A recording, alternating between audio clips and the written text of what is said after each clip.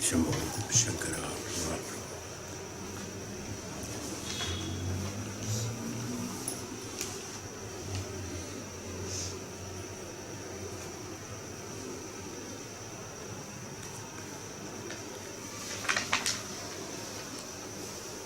As we explained in the last session,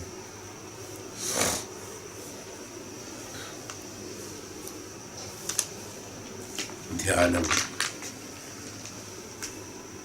अथवा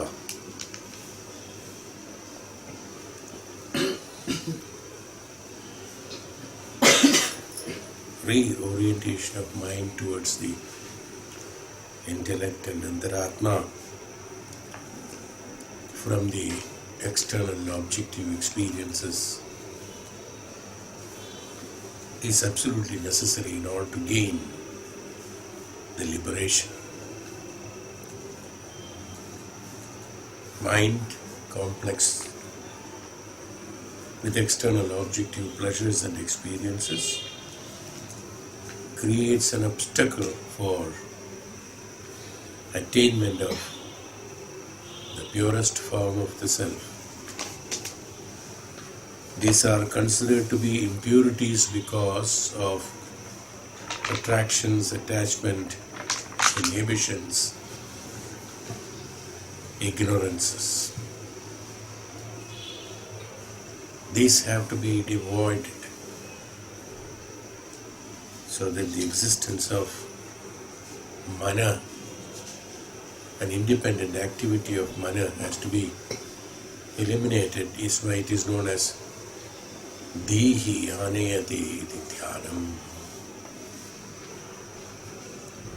Buddhi. Dhihi is Buddhi. But initially, a human entangled in the Grihastha, as we explained in the last class, is entangled with certain ignorances and activities and karmas. The confusion between kartavyas and karmas gets attached or deviates his path from the original of exploring the truth and attainment of self to exploitation of mind and attainment of pleasures and pains. This leads to destruction of the effort traveling towards the path of spirituality, that means towards the inner self, towards the truth, towards the attainment of liberation. Is why Dhyanam has been so here in Maharshi Yajnavalkya, followed by Patanjali, has, in his opinion, various things are slightly deviated from the Vedas and the Upanishadic science, but for circumstantial evidences and exploitation, these are found to be necessary for a normal human being. Therefore, Maharshi Yajnavalkya, followed by Patanjali, has explained certain savitarka samadhis, sankalpas, through which one attains certain siddhis,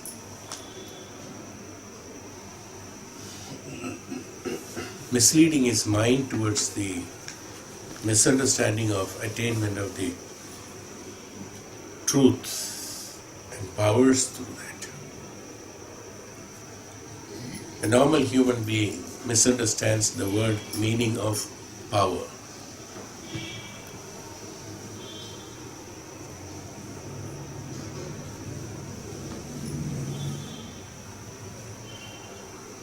It has to be understood, the Shakti or the power is not to be used. Probably it may be a new theory for many of people, is it not? Yes. Power is not meant for using it, that means spending it. Power is meant for conserving it.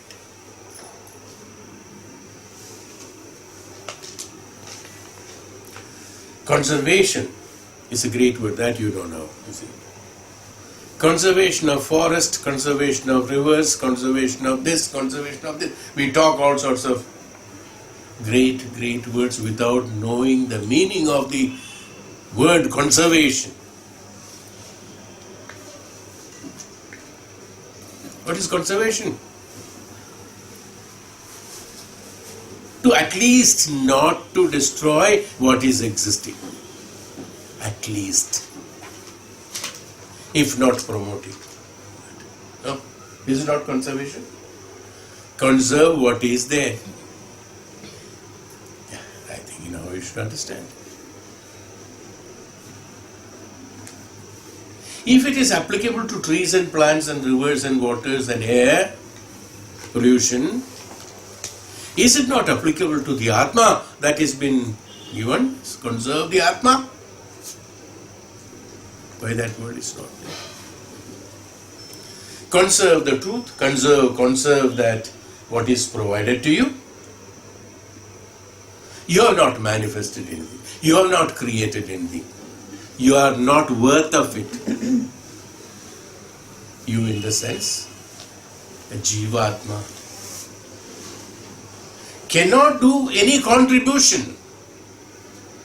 I firmly, if any objection, I am ready to face that, no problem. I firmly believe and I firmly confirm that no individual, no Jivatma can contribute to the preservation and conservation of Prakriti and Purusha. Can anybody? Am I right or wrong? We all think that we are, contribute to preservation, conservation, contribute. You yourself cannot contribute to preserve yourself, and you are being asked to contribute for preservation of, conservation of that what is existing, is it not? You yourself cannot preserve yourself, conserve yourself, preserve yourself. Every moment changing mind, changing attitude, changing the colors, changing the age, changing whether it is spiritually or biologically. You keep on changing every second, and we are asking him to conserve the nature and the Prakriti. Hope you are getting me. The depth of what is seriousness of that what we do not understand. This is called ignorance. This is called Dhyanam. This is called avidya. Conserve. At least, that's why I used the word at least. Because we are not contributing to any preservation. We are not contributing to any conservation, any preservation, any of those things. But at least do not. At least conserve yourself. Identify that today, that I am not doing it, is what I am saying. I am not saying that you start doing conservation. No. Plant trees. You can plant trees, no problem. And you should do it also, no doubt. Please remember that basically that characteristic, that initiative, the power of understanding. I started with the power. Power is to conserve. The power that is there or you create through the tapasya, through dhyanam, has to be utilized for conserving, preserving the Prakriti in you. Adhyatma Siddhantam. That's the meaning of Adhyatma Siddhantam. The principle of Adhyana of Atma is called Adhyatma Siddhantam. This preservation has to be done. For that, Maharshi Yajnavalkya, followed by Patanjali, has created so many elimination processes in this. Many of the dhyanam that we are doing is, as I told you like in the last class also, if you remember correct, I repeat, we are doing many of the things or most of the things only for renouncing them. Every activity we are doing for renunciation in order to do tyaga.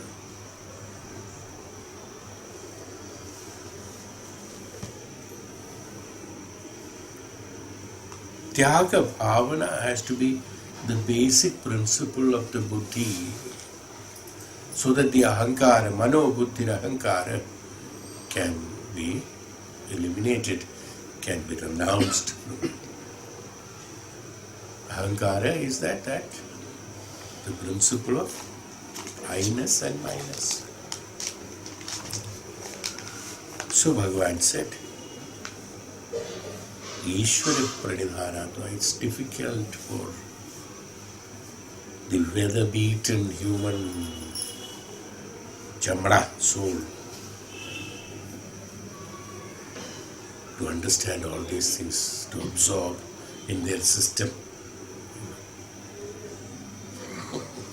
So Bhagavan said, Ishvara pranidhanatma. Last class we did this. Ishvara pranidhanatma, at least depend. If you can't do it yourself, depend on something which can make you do it. And toe the line with them, the great nobleman, the Dhyanam, ultimately the Dhyanam, the truth. We have to depend on that. Mind has to be beaten up, mind has to be molded, mind has to be tamed, mind has to be toned, mind has to be told to just follow those siddhantas. That's the only way. Because intelligence have tried its best to create enough confusions. Therefore, Maharishi suggests that identification of the omniscience, identification of the omnipresence of the Supreme Consciousness, Brahman, has to be accepted by the mind, not understood by the mind, because the mind should not be there after some time. So it should not be understood, it has to be accepted by the system. Each and every cell of the body has to be Shakti, as I told you, in order to the power that you gain through meditation, the power you gain through the understanding of the knowledge of Vedic science and Upanishads, the power you gain through the discipline, the power you gain through the austerity, brahmacharyatva, the power you gain through various methods of functional processes of transformation towards the inner self or the antaratma or antakarana, has to be utilized for the purpose of conservation of the truth, preservation of the truth, conservation of the truth. That truth which is called Brahman.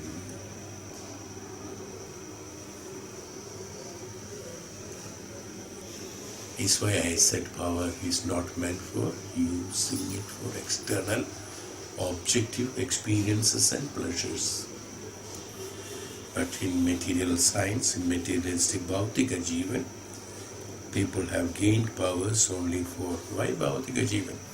Many of them who walked on the spiritual path also have used their powers only for attainment of externalities. I generalize everything on that. Bhagavan therefore further explains in the next sloka,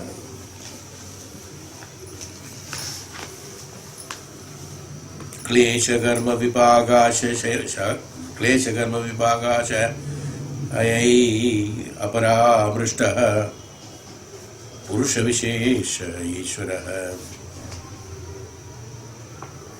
Klesha karma vipāgāshayaira paramrishtaha.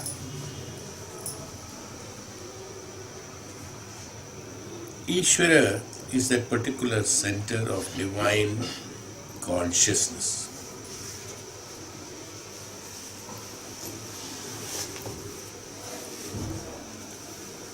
That is untouched by klesha, karma, that is misery, karma, and vibhagashaya, that is the desires, paramrishta. The Ishvara is the divine consciousness that is untouched by this misery, karma, or desires, is it. It is the immortality. Of the ones which are not mortal, which is immortal, should have the qualities of these. The immortal self or Purusha with a form is called Ishvara. Ishvara is a manifestation of human mind, created by the human for his convenience of devotion. Nothing wrong. No problem. Ishvara Akaram is an absolute manifestation by the human in order to, for his own convenience, in order to meditate through a medium in order to attain the absolute consciousness, because that nirvikaratvam or nirakaratvam cannot be witnessed by a mind. That's all. Mind can visualize only if there is an akara. Mind can see only those which has got akara. Mind can understand only those which has got akara. Means shabda akaram. Everything that has to be explained to the mind only can be understood by the mind. Who will explain?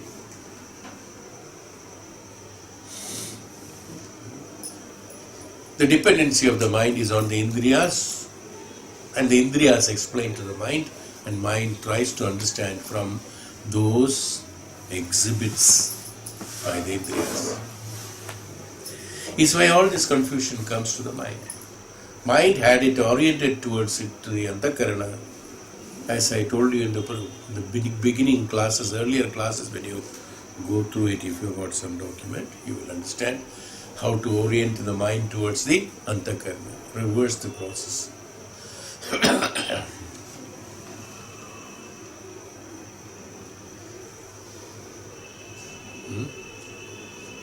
It is like the earth rotating in its own axis. Earth is always in the vicinity or presence or shine of the Surya, sun. Only because it rotates, half of it becomes dark, half it becomes bright, day and night. Same way the antakarana, the antaratma and the antakarana is always prajwalita, always shining. Prajwalita in the sense, jwalana with the prajna, that means shining with the knowledge, is prajwalita. It's always shining with the knowledge. It's the mind who rotates, the face that comes to the face to the antaratma. It has got the knowledge, it's got Dhyanam. The other side it has got darkness of the night. You have to make it possible that this ajnanam, the darkness, is vanished through transparency only. Otherwise, because it's a circular, all the sides cannot face the sun, no? If the sunlight you have to get to the other side of, the darker side of the earth, what you have to do? The only possible way, according to me, to my limited knowledge, making that golakara, which is the bhumi, into a transparent object, prism, so that the light can pass through and it can become the brighter on this side, is not. Is there any other way? There is no other way, no. Because it rotates, it is in the akara of the vrittam. Same way, if the mana has to remove the darkness, it has to become Transparent and prism. What is a transparency? Purification of the mind. That's all. How is it not transparent today? Why it is dense? Dense with accumulation of the what? Avidya, ajnanam, ignorance. Renunciation of that ignorance and purifying the mind becomes transparent. The same mind which is today having ignorance will reflect the jnanam because it has become transparent. Nothing has changed. Only that. You understood the technicality of it. Yes. Just explained you through a little explanation of it. That's why we call it as purification is absolutely necessary. Purification of mind. Dhyanam is meant for purification of mind, renunciation. I told you. From the beginning I had been telling that meditation is only meant for purification, so that once that purification is done, Atma Sakshatkaram, Ishvara Sakshatkaram is pertinent. There it is. There's no time taken for that, because the moment you clean it, it has become transparent, Sakshatkaram is there. And then you travel through the jnanam that has been provided. That's why Klesha karma or desires, Klesha, dukkha, miseries and karmas or desires. They're all manifestations of the mind, the miseries, and karma and desires are all the manifestations of the mind.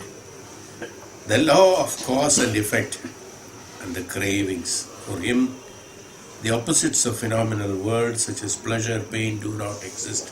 A person who has eliminated, or Iswara, who has eliminated these functions, because he doesn't have the ignorance, doesn't have karma, doesn't have desire, he doesn't have klesha, or the dukkha, or misery. They are not there. They're all a kind of misunderstanding by the mind. Due to misery, how the misery comes, how the karma, how the desires come. Expectations to an imaginary field of activity, expectations. These expectations, when it is not fulfilled, it creates misery. Klesham, from where it comes klesham? That, because that you could not fulfill something is why klesham. There, labha nashta comes. You remember when we told about the classifications of it. The labha nashta. Mind is always on the vyavaharika jivan. So people who are leading the vyavaharika jivan should not complain about miseries and happiness and dukkha and kashta. That's all. You want to have a vyavaharika jivan, you have it. In vyavaharika jivan, these are the things that is supposed to be happening. That's all. Now nobody can change it. No one. So you have to accept it. But normally what we want, we want to live in the vyavaharika jivan for the part of the pleasures of the mind and the physical body, and would like to attain the virtues of the adhyatma for the purpose of life itself, living itself. No doubt the knowledge is derived from the Atma only. Mind is gaining the knowledge only from the Atma or from the Purusha or from the absolute knowledge or the Purna Jnanam. What is absolute knowledge? Purna Jnanam. From Purna Jnanam only we are deriving Jnanam, is not. That which is Purna, from there only we can derive Jnanam. We are deriving Jnanam in bits and pieces.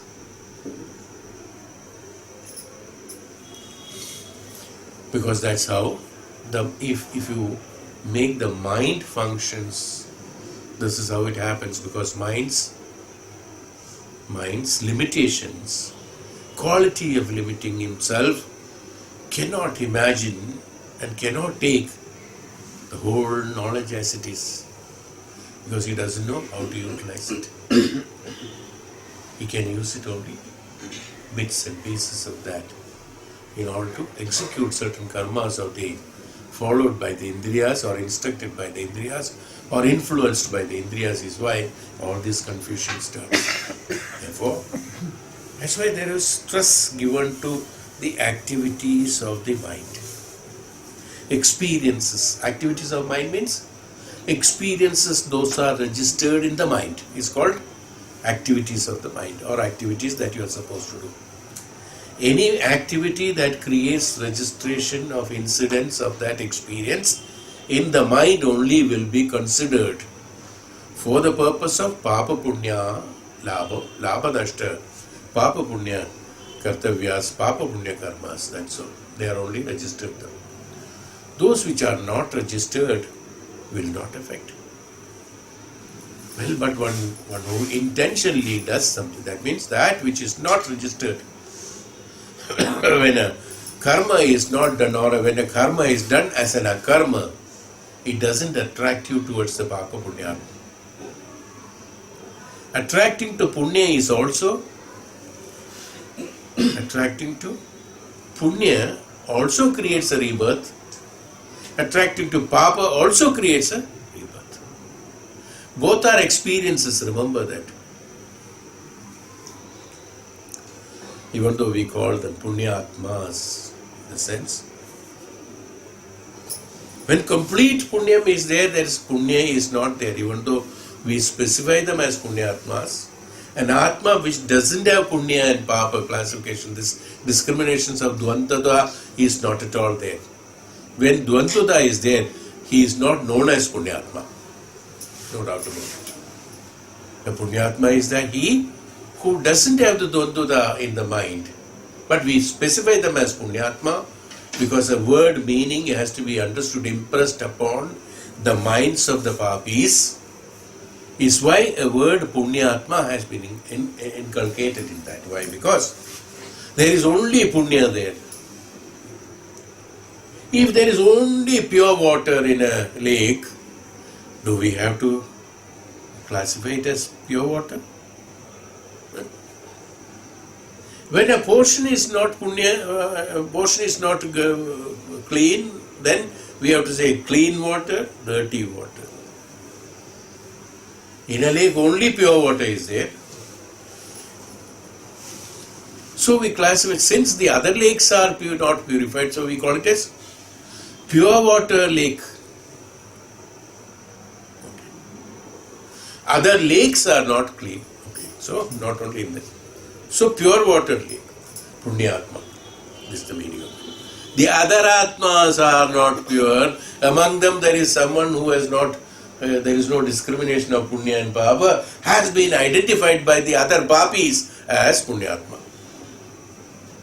You got it? He did not call himself as a Punyatma, the others called him as Punyatma because he is not like us. He is different. He doesn't have the Damstram and those horns like Asura. So he is Devata. Is it not? He is different from us. That's why Punyatma, understood? That's why classification of Punyatma has been done by those who are not Punya. But he has not identified himself, he has not declared himself as. That is the beauty of the Hindu Shastra, Tattva, Avatar, Tattva. Hindu in the sense, I am not calling about religion. The Shastras that has been created by the saints and Maharishis. No Maharshi, no Vasishta, Vishwamitra or Narada, nobody has done a prefix in their name as Maharishi so and so Vasishta. He has never written. Maharishi, Vedavyasa, he has not written that. Nowhere he has written. In any of his kritis, you will find, no, nowhere. Others have called him Maharishi Vasishta, Maharishi Vishwamitra, Maharishi so and so. Am I right? Did he call himself? Is there? Why? Because there is no authority who can certify he is a Maharishi. It's very true. But in any other places, in any other disciplines, you will find there are people who are giving them promotions from such and such to such and such. No? Saint, Brahmachari, Sannyasi, then comes Rishi, then comes this. They are promoted as in the Sansarik Jivan or as in the Vyavaharika Jivan, they are converting the spirituality. There is no classification. There is no certification by anyone. It is not necessary. It is a self-declaration. When a Maharishi has got the Atma Sakshatkaram, Parabrahma Sakshatkaram, he himself is not existing. Who will certify whom? He, physically or spiritually or mentally, he is not existing himself. Even though others are seeing him, someone as like that. But for him, he is not existing. He is merged with the Antakarana. He has merged with the Parabrahman. He has already merged. So who will certify whom as Maharishi? Is why principally there is no authority who will classify whom as the Maharishi.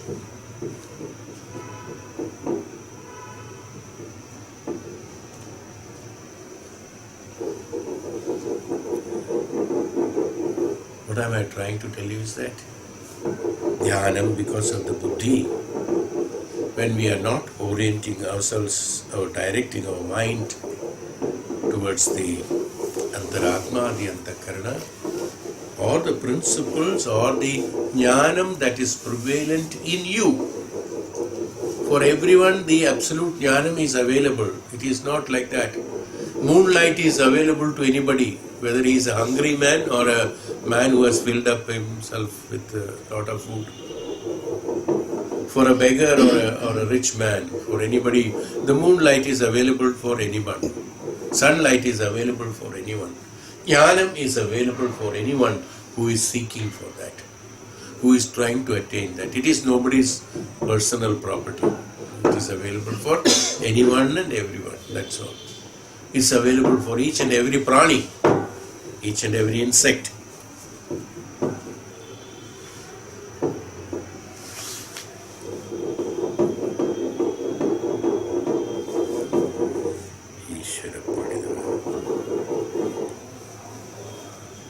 So that is Iswaratva.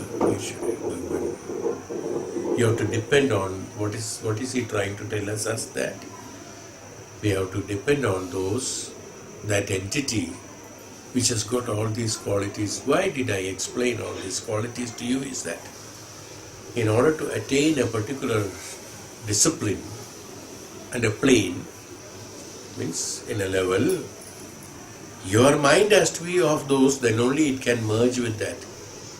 In order to merge with the Iswara, where he says that Purusha Vishesha Iswara, that manifested form and shape of Iswara that you are praying every day, is he who doesn't have misery, karma and desires. In order to merge yourself with that Iswara whom you are praying, why everybody is praying to him? Because he has got these qualities. So in order to attain the one who has these qualities, in order to attain him, you have to attain these qualities. Then only you will be in a position to merge with him, is the principle. So your meditation should be orienting towards these qualities of renunciation of these, so that you are ready to merge with that Ishvara whom you are considering him as the Purusha manifestation.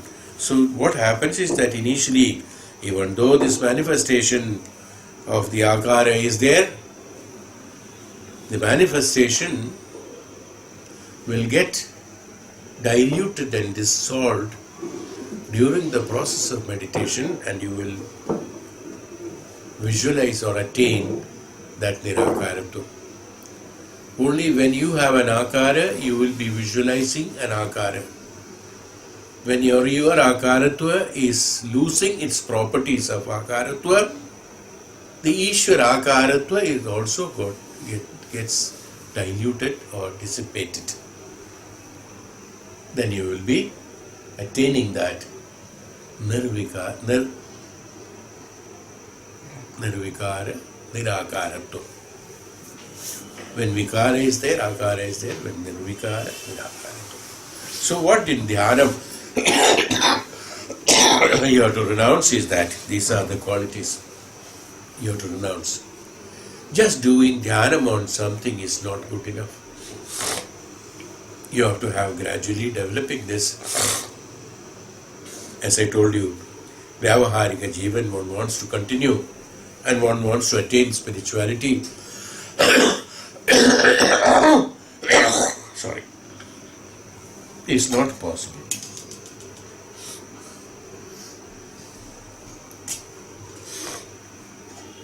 When I say it is not possible, Adi Shankara said, having the body you can attain the absoluteness.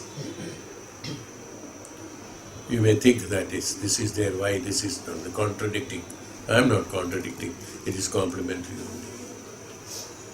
Having a sharira, but the thoughts of the mind and the mind is not there and connected with the absoluteness, only knowledge is there, he has already attained the Parabrahma Sakshatkara. But the one who is living in the Vyavaharika Jivan, that means his mind and activities, karma and kartavya and all the thoughts are only in the Vyavaharika Jivan, he wants to attain the spirituality, is not possible because his practices are entanglement with the externalities and the pleasures of externalities and expectations, his own convictions, his own manifestations, his own activities through the indriyas. When it is there, naturally what happens? You are not focusing towards the brightness which is there on that. So even though the sharira can be there, sharira is nothing but the pancha bhutas.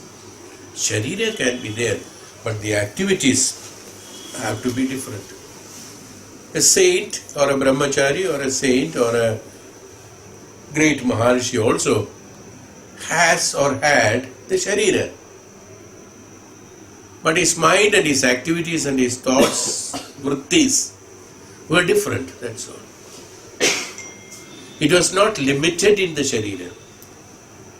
Sharira is only, he is utilizing it as a cause in order to be in this world for others to see him and follow him in particular activities, so that he can teach them how to perform the activities, Raj Yoga. Perform the activities, that's called Rajas Yoga. Raja Yoga means the one where there are activities. Sato, Rajo and Tamo. Where there are activities. So through the activities, he teaches them the discipline. Through pranayam, through yoga, through exercise, through meditation, through dhyanam, through chanting, through this. These are all activities of the yoga. He doesn't become a yogi unless he eliminates all these things and ready for the yoga without any of the activities. That's called the Yoga Yogeshwara. Where there are no karmas left. That has to be there. So the klesham or the karmam or vibhagasham or none of them are available in the mana which is purified, so which has to be purified. They are all imaginations, or they are all created by the loss and gain. Mind is created by manifestations and expectations of a human mind which has got ignorance, which doesn't have the knowledge proper as it is. Tatra nidadishayam sarvajna bijam.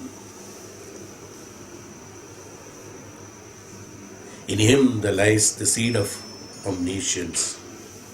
Tatra niradishayam sarvajna bijam.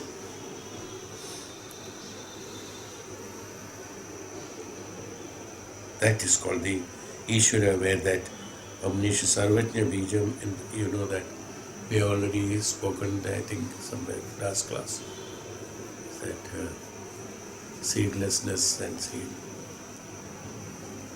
Samprajnata Samadhi, Asamprajnata Samadhi. So omniscience is that Asamprajnata, where the seed is not planted, which is abandoned.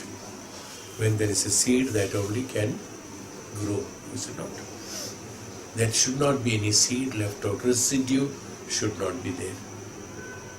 Phala should not be there. Karma, phala should not be there. If there is a fruit, there is a seed, and if there is a seed, there is another tree, another thousands of phalas comes.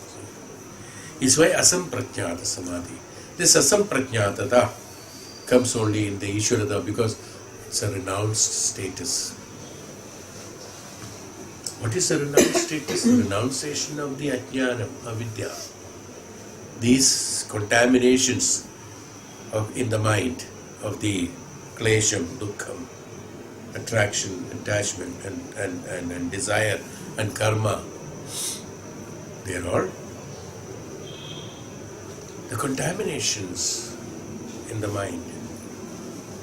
These have to be purified, they have to be rectified, they have to be removed. They are all created by you, by the imaginations.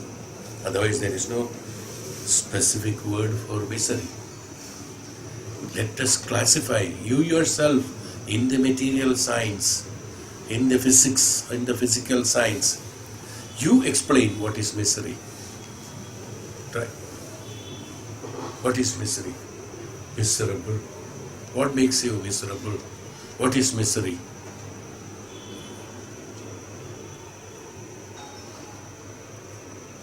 I did not get the pleasure what I expected is misery to me. Okay, other details will be there.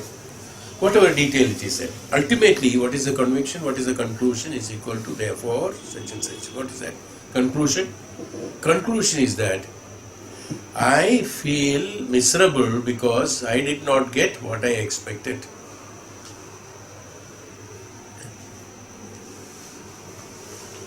That's all.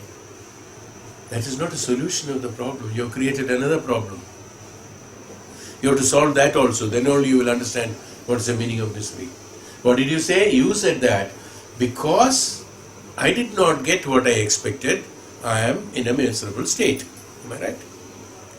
So first you have to explain what have you expected. It's not an end of problem. It's a beginning of the problem. Why are you miserable? Because you did not get what you expected. So you have to tell what you have expected.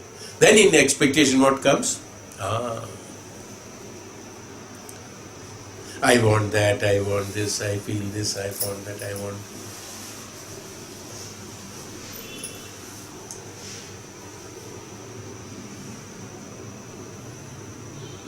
All of them imaginations. Suppose all that what you expected, let us presume. There what you said, what I expected, I did not get. Suppose all that what you expected, suppose you get it.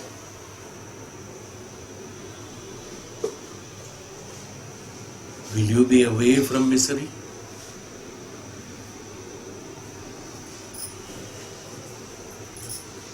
It is like the story of Dushyanta and Shakuntala.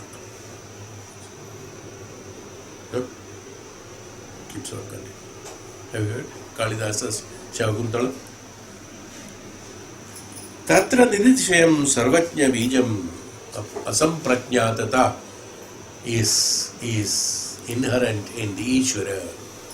Is why we are all praying to Iswara. Iswara, even though is a manifestation of mind, Iswara is a replica or representation of the Akaratva of the, even though Akaratva, it is the Akaratva of the absolute Brahman. Iswara is supposed to be absolute Brahman. So any Akara, according, that's why we have got, as I have explained, somebody was asking, 33,000 devatas. Why 33,000? It can be 33 lakhs. How does it matter? Each individual is visualizing his own God, is it not?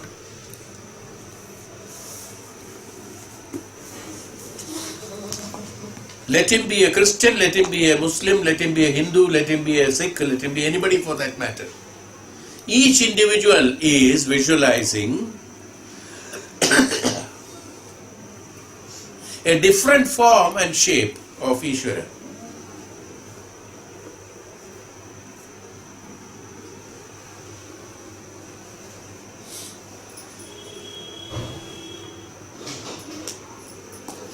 Why did I say?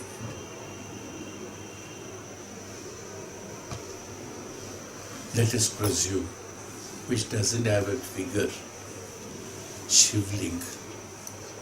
It's only a particular shape. It's not no face, eyes, nose, and ears. That is there. There are so many variations there. Even Shivling. Suppose let us all think of a Shivling.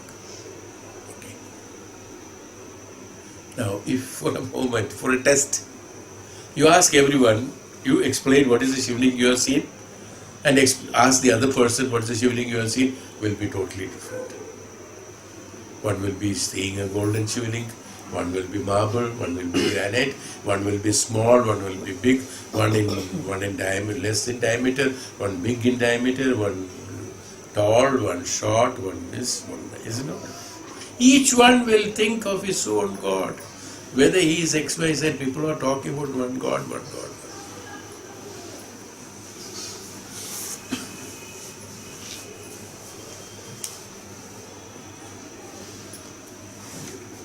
Each shape and form, even though picture, okay, Krishna's picture. I am not talking about others. I had a mind to talk about others, then it will be colored as religion, so I will not talk. Let me talk about Krishna only. We are all seeing Krishna. Somebody who worships, I told this, somebody worships that small Bal Krishna, somebody worships Laddu Gopal, somebody Dahi Gopal, somebody Butter Gopal, and both Gopal hai na. Plus one will be with the feather on his one will be with flute in his hand, one will be without flute, one will be with a cow, another without cow, one, how many forms and shapes, each one. You ask everyone which one you are. I am very perfect in that. I only pray to this God. Each one visualize the same God, whom you call as God, same object. Each one is visualizing the same object, different photograph of each one. Let us call anyone for that matter. None of them are together. That means every mind, depending upon its requirement, manifests the God. Okay, in general it may be same, but in detail when you look, it will all be different. Eyes will be different, nose will be different, ears will be different, body will be different. Same photograph, Guru Nanak, let us see. Is everybody seeing the same Guru? Even there are so various photos of Guru Nanak. One sitting with half eye open, one sitting like that, various forms and shapes are there. Even the same person. We are all visualizing depending upon your own manifestation. That's why? Why? Because the Brahman doesn't have a shape and form, but it is definitely permitted for a human mind in order to create a form and shape representing the Brahman and go through that. So do not feel something is important, something is unimportant, something is different, that's why. There is no difference at all. Each mind creates his own God. Please remember that. That is why 33,000 devatas, they said. Numerous devatas, that's not 33,000, numerous devatas. Mind perceives the akara of the absolute Brahman in the form of that. Fine. But identify that at one point of time, when you understand, when you realize, when you experience that nirakaratum of the akara that you are seeing, that day you merge with that Lord. This is why the meditation is done. When the purification is complete, when you become transparent, your mind becomes transparent. All the inhibitions of the assumptions, of your all this avidya, ajnanam, ignorances that has captured your mind and making you dance according to its own whims and fancies, is eliminated through meditation and renounces through meditation. That day, you merge with that reality. The truth is a simple mathematics. There is no shortcuts, there is no complication in this. Is there any complication? Complication comes only in ignorance and manifestation. And unmanifest, that's called the asamprajnata samadhi. There is no classifications. We are learning all these meditations only for purpose of renunciation. As I told you last class also, the ultimate meditation is absolutely purified form and very simple. But you teach that simple meditation for the beginner,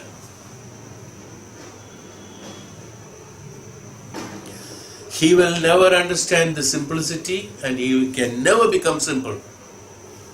And that simplified form of meditation will be manifested and manipulated into complexities. Then he will try to solve into the simplicity. That's why that's what we have done. That's why I told you in the beginning, use the power to preserve the reality and the truth of you in yourself. Is why the meditation, that's why Yajnavalkya has created all these meditational processes, so that you should be in a position to use the power to identify the truth, identify the self of you. That is meant, that is called the power. Power is not to dig a hole in the earth. That is not power. That is not Shakti. The Kshamata, we called it. Kshama or Kshamata in Sanskrit, they called it as Kshama or Kshamata, of retention of the qualities of the self and project the identification of the self is called that Kshamata, is called the power.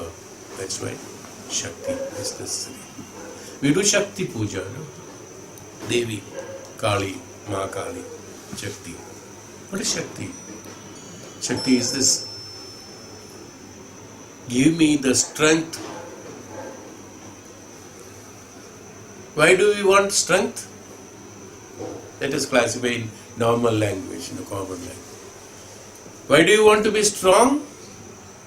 Because you don't want to be weak. Am I right? Because you don't want to be weak, you want to be strong. Who is weak? One who has got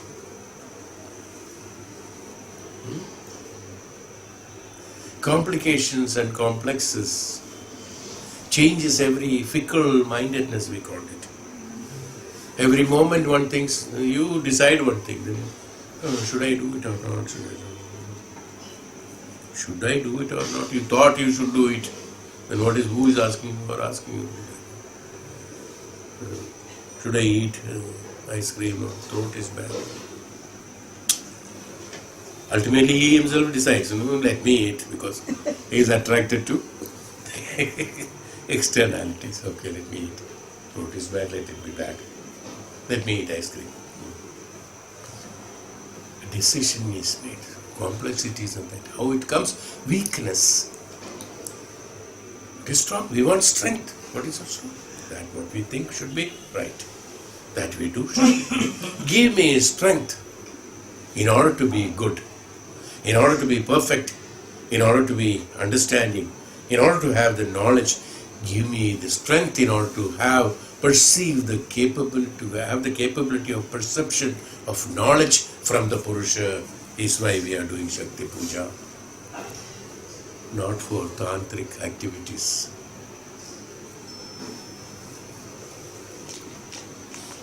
The tantric activities are not the Shakti. We should not call them as, we all call people who are crooks, people who are can do all sorts of nonsense. Very powerful personality. Absolutely wrong meaning. You see, he is a very powerful personality because he can kill President so and so. Very powerful personality because he has done all these bad activities, like calling Ravana powerful, Bhasmasura powerful. The same thing. It comes to that. What is powerful? The power is not that. We are misusing the word power to the negativity. They are not powerful, they are weak. They are depending themselves on the atrocities. They are depending themselves on the negativities. They are depending themselves on the activities which is not desirable for themselves as well as for others. And such people, we are calling them powerful. Powerful person is he who is contented in himself, who cannot disturb him, who doesn't want from from anyone, who doesn't depend upon negativity or positivity. He doesn't want it because he is the one who disburses positivity from his self. He is a powerful person who has got the oneness with the Antaratma, who has got oneness with it, absolutely balanced, absolutely indesirous, absolutely inherent, absolutely one with the Brahman. That means merged with that layam who was taken. Is called the powerful personality, powerful person. Who keeps on doing such activities, who keeps on doing any activity for that matter, who is dependent on many things, who is dependent and who is creating goods and bads, dvandvata, in the world and the universe. How can he be powerful? He is weak. His weakness, out of weakness, what happens? When we are weak, what happens? We depend, we are attracted and attached by. When you are weak, what happens? You are attracted and attached by fear. Oh my God, what will happen? Because I am weak. Oh, what will happen? The weak will depend upon negativities. The strong will depend upon the absoluteness. Weak would like to depend upon weak only because he cannot. Weak doesn't depend upon strong. Remember that. Because his characteristics is weak, so he will depend only layam. His merging will be only on weak. Even though we call the weak will merge with the strong. No. The strong takes over the weak. That's a different thing. But weak cannot depend on the strong. Doesn't, because his activities are analysis. This is the analysis of the mind I am talking. Don't compare with the material meaning of it. Material meaning, it is different. In physics it is different. The weak gets absorbed into the strength. Strong is right. But it doesn't, weak doesn't attract the strength, strong. Strong attracts the weak, no doubt. Weak doesn't attract strong. The weak will not go to Iswara. The weak goes to Iswara. No, remember, there are two things. Weak doesn't go to Iswara because Iswara is stronger. Weak goes to Iswara. Invariably. Why? Because of infliction of fear. Fear of survival, fear of being here, fear of getting in, out of fear he goes. Most of the people who go to the temple and praying and giving dakshina and giving the puja and arati and things like that, out of fear. In common language, there is a fear also. Hey, Bhagwan se daro. Even though the meaning is different, I'm just telling the words. Meaning is that you should have shame on you. That's what it means actually, even though proverb is different. There is shame on you doing such a wrong thing. Bhagwan se daro. Dar, that means the fear comes only to the weak. Who is the weak? The weak who is not ready or cannot perceive the absoluteness, the the one who is inflicted with negativities, the one who is inflicted with ajnanam, avidya, ignorance, is called the weak. He will have excuses on everything. He will have dependency only on their negativity. See, a weak, suppose somebody is very ill, he becomes physically, mentally very weak. He will always say, Dekho, even though there is no pain, he will say that, Humko idhar dard ho raha hai. I got pneumonia, I got this, I got that, I got this. He becomes a big specialist himself. And he will explain only problems and pains. He is weak because his system is weak. His mind is weak. He cannot think. He cannot think the strength. He cannot have the strength to think about the strong. You have to have strength of mind to think about strong. So attaining that, equipping yourself in order to gain the strength of mind, you have to have Shravana, Manana, Dhyana, Samadhi. No. This is the only way. Very straight, simple way of straightforward. There's anybody explains this, they explain the same only. Maybe the languages are slightly different, but otherwise the process is same. Any right person will explain only this. This is the right way of only getting yourself in the liberation. Otherwise, all other possibilities are absolutely wrong. Hairpin bends.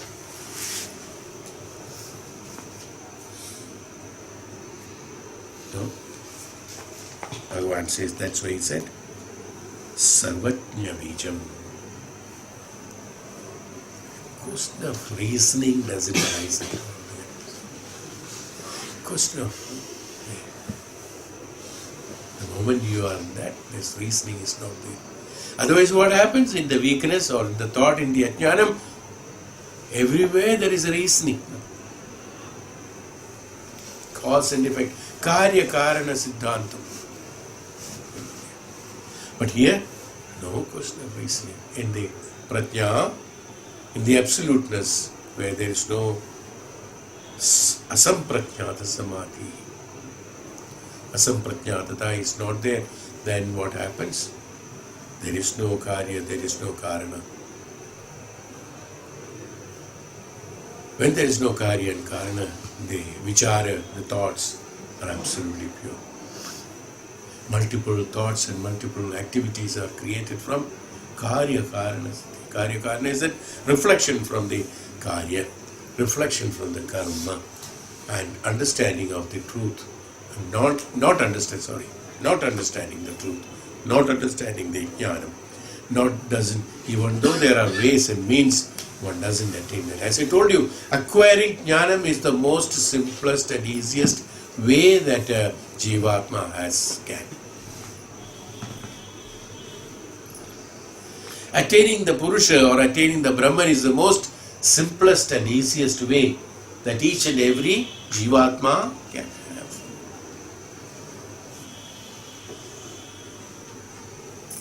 But he chose the path of complication, struggle, only due to desire and attraction and attachment, moha.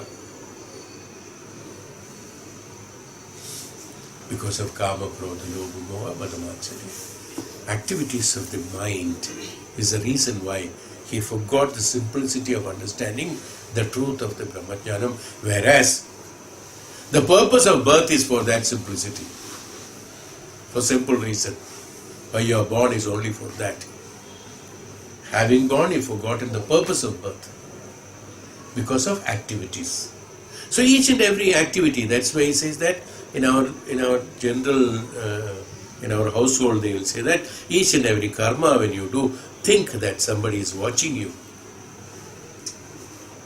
Just to caution us that the karma is the one which is leading towards the karma phala. And karma phala is the one which is leading to the number of the rebirths. See, simple word. If you're conscious that somebody is watching, that means the great power, the highest consciousness, Brahman, is watching. We think that, If I tell in the darkness, who is going to listen? The secret in others' ear drums. Don't tell anybody. That ear has got another ear to leave it there. Another ear to receive it also. It spreads. Rahasyam has become the parasyam at one point. Who told you? Ultimately, when a circle is drawn, draw from one point and come. You told. Rahasyam. It will come back in the circle. This is what happens. Because of our ignorance, our activities, that means what did I say? Karmas, each and every karma has to be identified and worked as an akarma. Is why in our household it has been told, अरे जो भी करते हो देखो एक चीज या ध्यान में रखना कि ईश्वर भगवान ऊपर से देख रहे. You are doing everything in the witness, even though we think we are doing it everything secret and private and all that. You should remember you are doing it under the open sky. No? Everything under the open sky. Nothing is a secret in this universe. That's what Google is trying to prove. Nothing is a secret.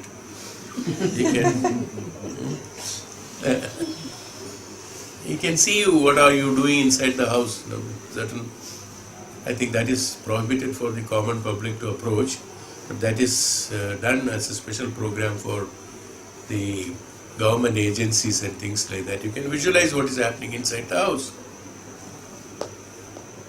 Nothing is a secret. So the science is the physical science is also trying to prove the same. Nothing is a secret. You should remember that. So when nothing is a secret, why should I have secret activities?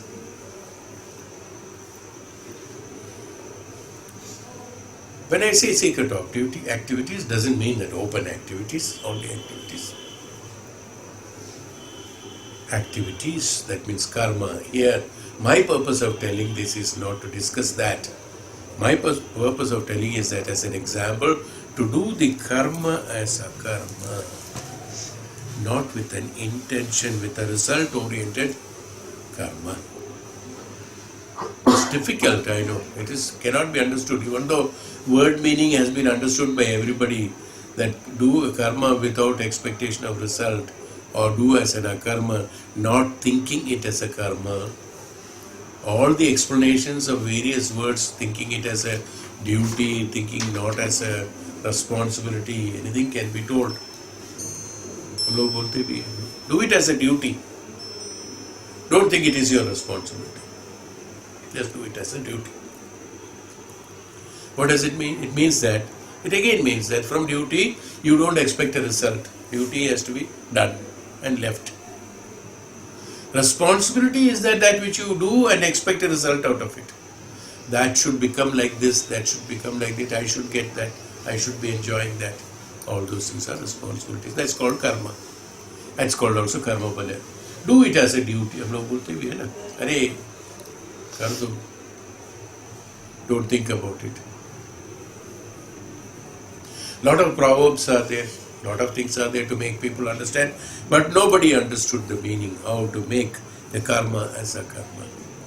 This can be understood, this cannot be understood by, because the words yato vacho divartante aprapya manasasaha.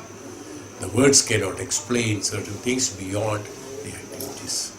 If you try to explain that, the activity in words, it has got limitations. It can go only that inference can be drawn. That's all.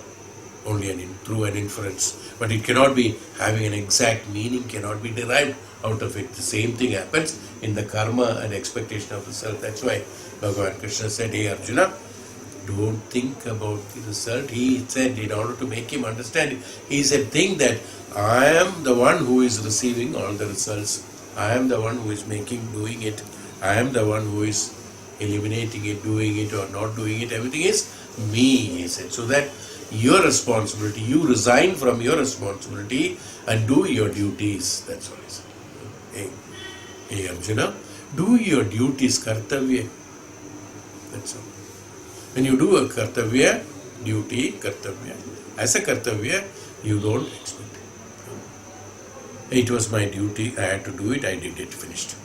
हम लोग भी बोलते हैं एक duty था कर दिया बस now I don't want to think about it. See, you don't want to expect a result out of it, is what duty. Karma has to be done as a duty. If you expect results more and more of ऐसा होना चाहिए, हम करने से ऐसा होगा, हम ऐसे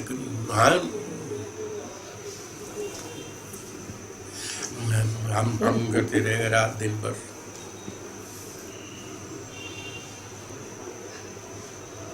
Result will not come according to your expectation.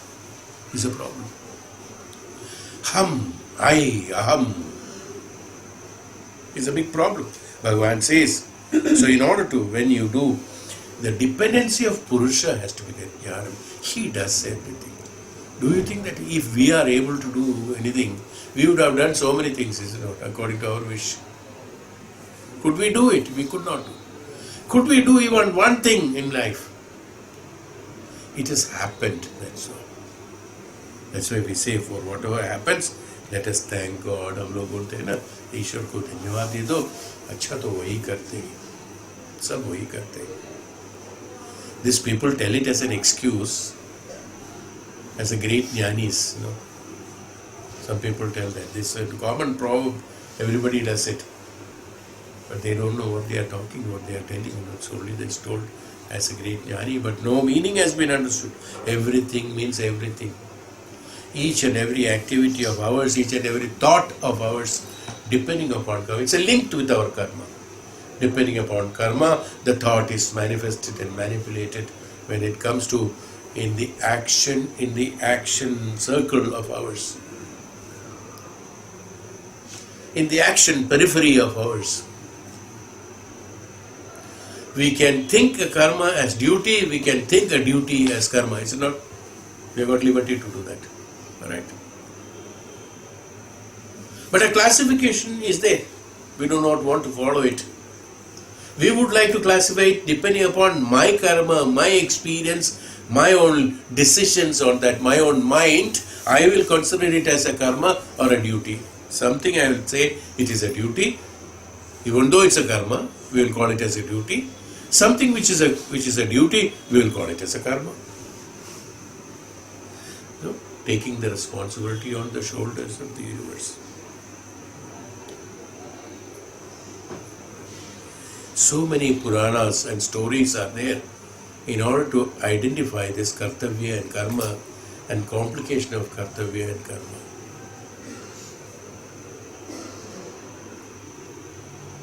When we are born, we will create that. I mean, there are so many serials you must be seen in there also.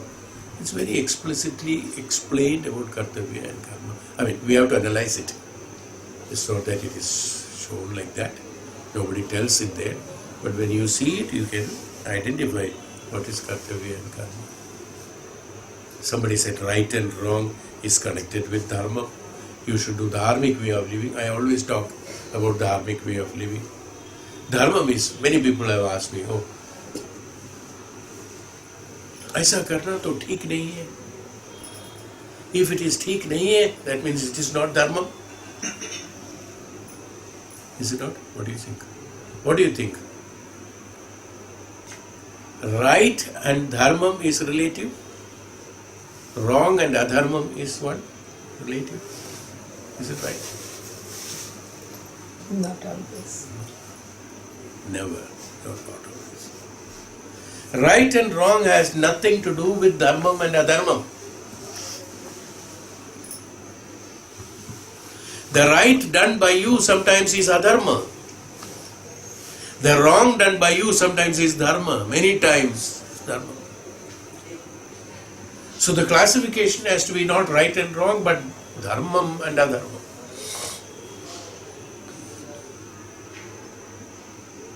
The right and wrong is a relative term which has been put for the activities of the Grihastha Ashrama. In day-to-day life, there are small things which we have to do right and wrong. That depends upon, they are simply based on that temporary, that present situation. That's all. The right today is no more right tomorrow. It may not be. It may be or may not be. The wrong today may not be wrong today or tomorrow and day after. It can change. What you did right today, you cannot repeat the same thing tomorrow because the situation has changed, circumstances have changed. The right has to be, is a right and wrong is a very relative term. Dharmam adharmam is not related, it is established. That's why sometimes when wrong is done, we classify it as adharma.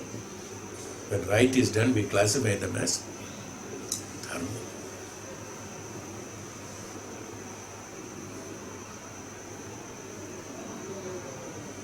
Restricting a student from the university or punishing a student while in the university in the class, a very severe punishment, can be looked at as adharma done by the authority. Because he has got powers, he could do everything. Nobody sees what the activity he has done. So when it is considered it as wrong, you will identify it as dharma for the betterment of the student. Is it not? I'm just telling an example. It will appear to be adharmam, it will appear to be wrong, it is wrong according to you, and it appears to be adharmam, but actually it is dharma. Punishing a person by the authorities of government, police and court, the ones who has committed crimes, severely punished. Adharmic way of punishment is very bad. Is it adharma? It is dharma. No? Many of the small pleasures that you are enjoying, is it dharma? The other side of it. Look at the pleasures you are enjoying. If you see that each one of them, you will find they are not dharma, they are adharma. Many of them are adharma. You won't accept. Sweet for a diabetic is very wrong, but he will enjoy it. It's a pleasure, no? Small pleasure. Is it dharma or adharma? Adharma. Same way, the restricted enjoyments that you are enjoying, they are all adharma. We know it should not be done, but we do it, is adharma. When it says it should not be done and we do it, it is adharma. Right and wrong, dharma, adharmam has to be very clearly understood. It's not possible for common mind to understand the discrepancies and the complications of this classification. We will suitably, conveniently convert adharma as dharma and declare also for the benefit of the individuals, for the benefit of the personal happiness and the pleasures. So please remember, why do I say all these things? Why am I deviating from this and telling you all that? You are wanting to meditate, you are trying to meditate, you are doing meditation, you are wanting to walk on spiritual path. No. You are wanting to understand what is spirituality, you are wanting to understand what is Brahman. For those persons who are wanting to know all this, or persons who are wanting to have all this, these have to be very systematically, clearly, firmly be understood, and have to not only understood, it has to be practiced with great discipline. Then only we can understand. Then you will find it is very simple. Today we find it difficult to meditate. You ask somebody to meditate, it's difficult. Why we find it difficult? You said it is simple, it is very easy to attain Brahman, and simplicity is there. Absolutely right. From the complicated, congested, ignorant path to bring you to that simplicity, it needs enormous amount of cleaning material.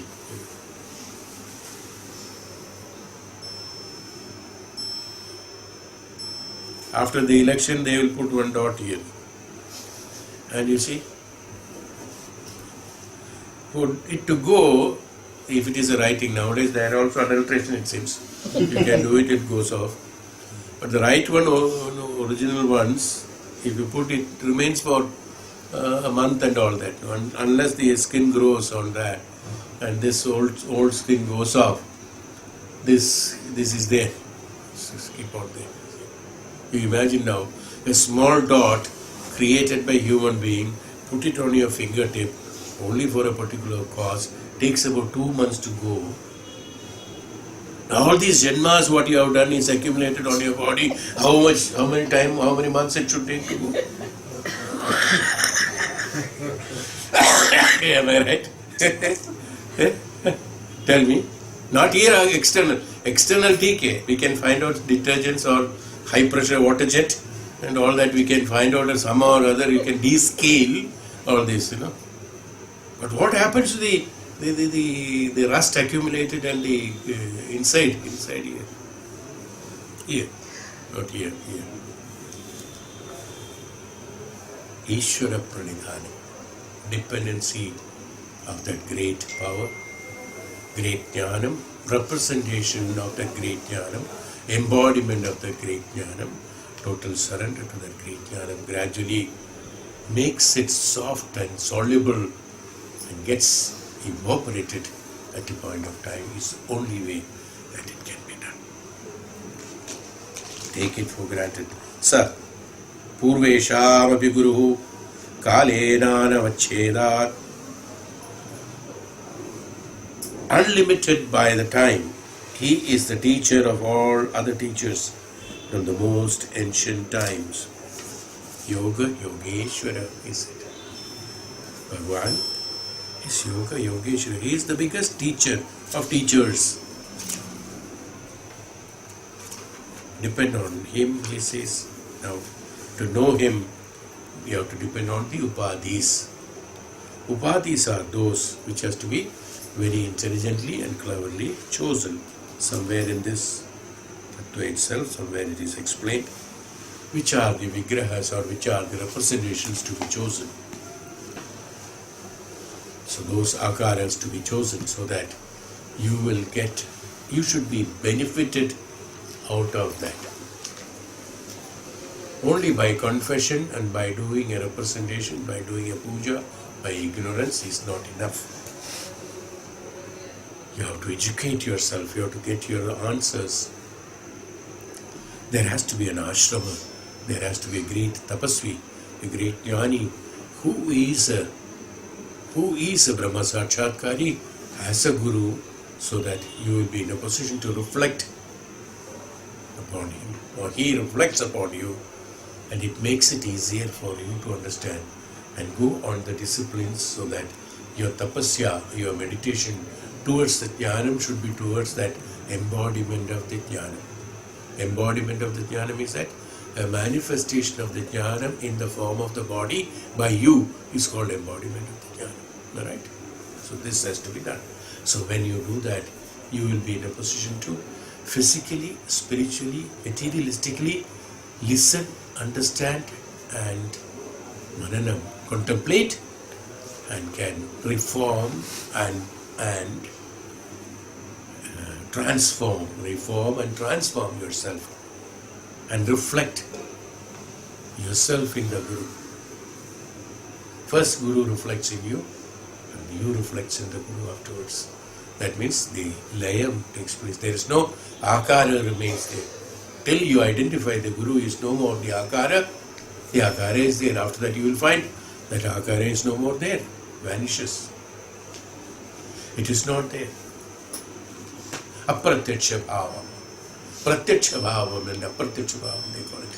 Pratyakshata for the eyes of the physical body. Pratyaksha.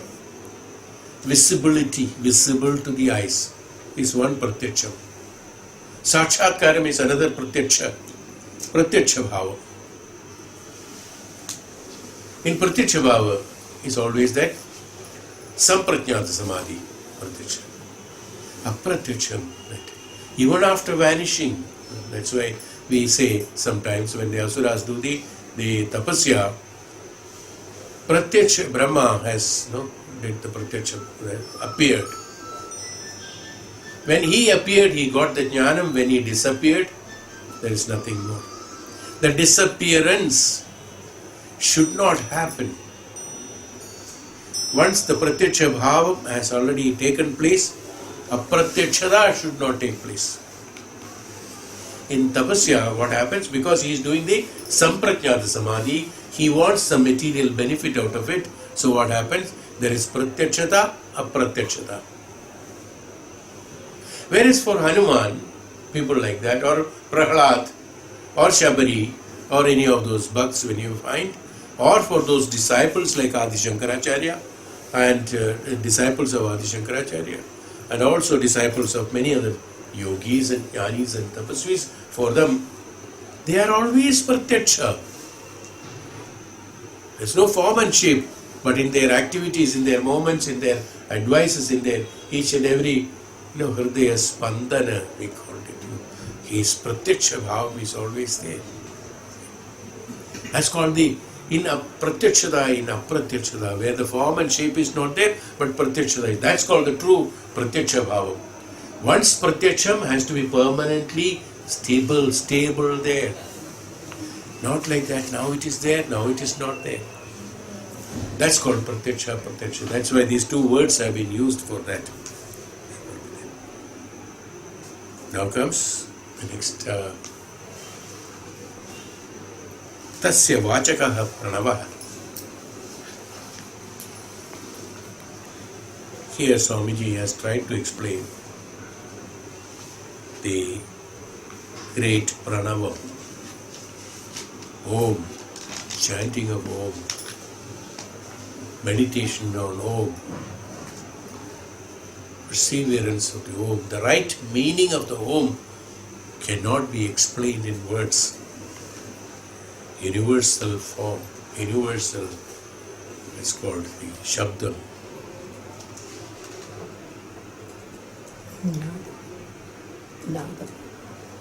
Nada Brahman, absolutely right. Nada Brahman is it. Primordial sound is it. That which came the first, from where it came, how it came, it is there. It is mentioned in the Vedic science, mentioned in the all mantras. There are countless stories, what Swamiji writes here. I'll just read it out for you. There are countless stories still circulating in India telling that if a person can pronounce the word Om with the right vibration and proper concentration, he can attain all siddhis. Just chanting Om. That is power to perform all kinds of miracles, such as healing people, producing rain, or walking over the water, can be done by proper pronunciation and chanting. Doing it in the discipline, the right discipline that has been instructed by the Guru. Some contemporary Indian authorities on the subject have also a rational explanation for miraculous power of Om.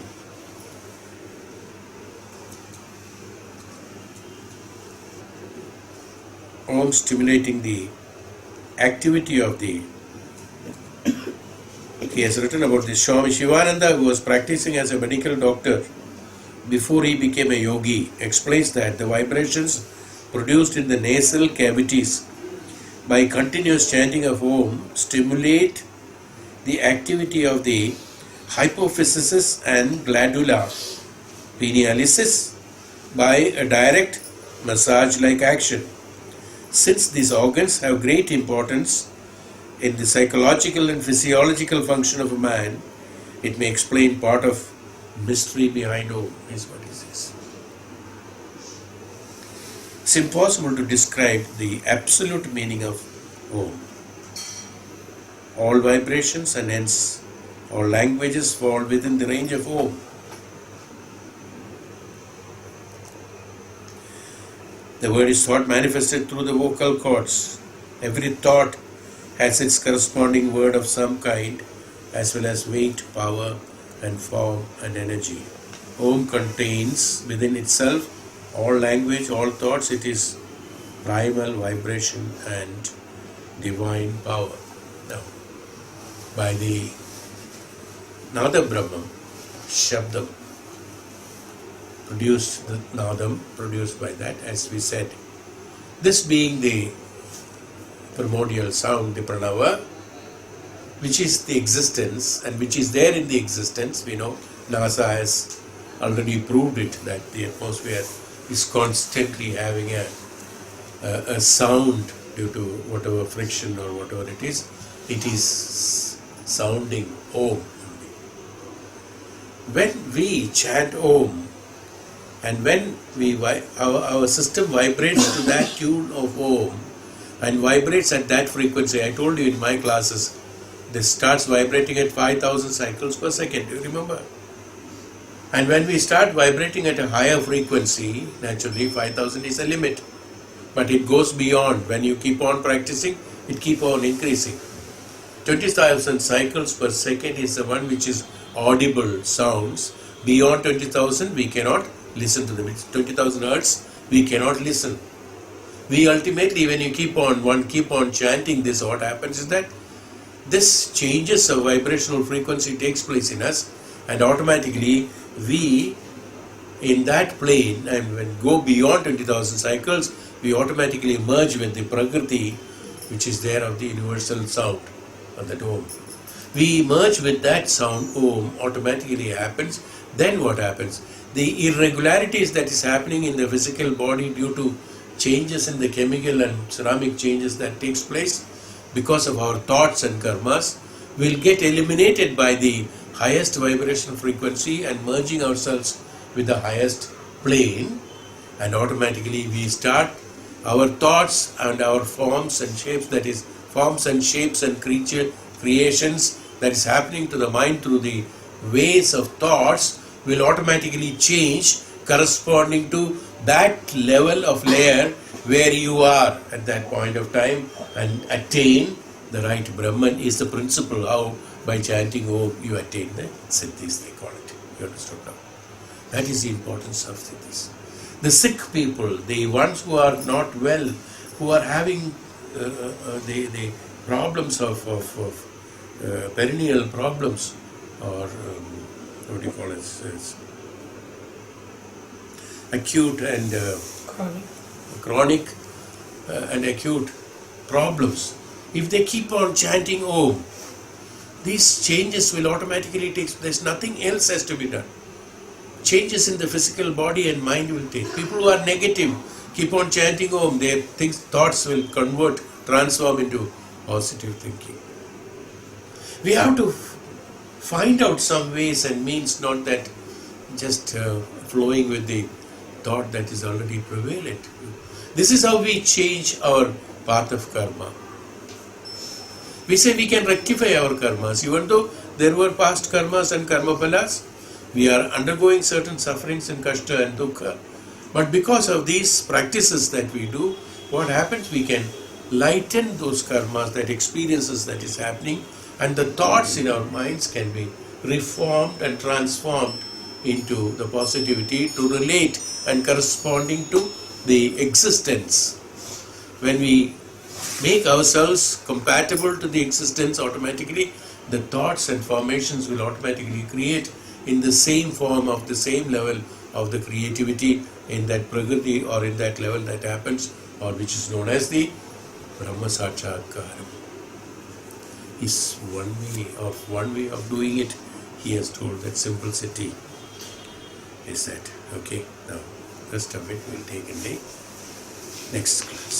Okay, Om, we are finished. Om Shanti.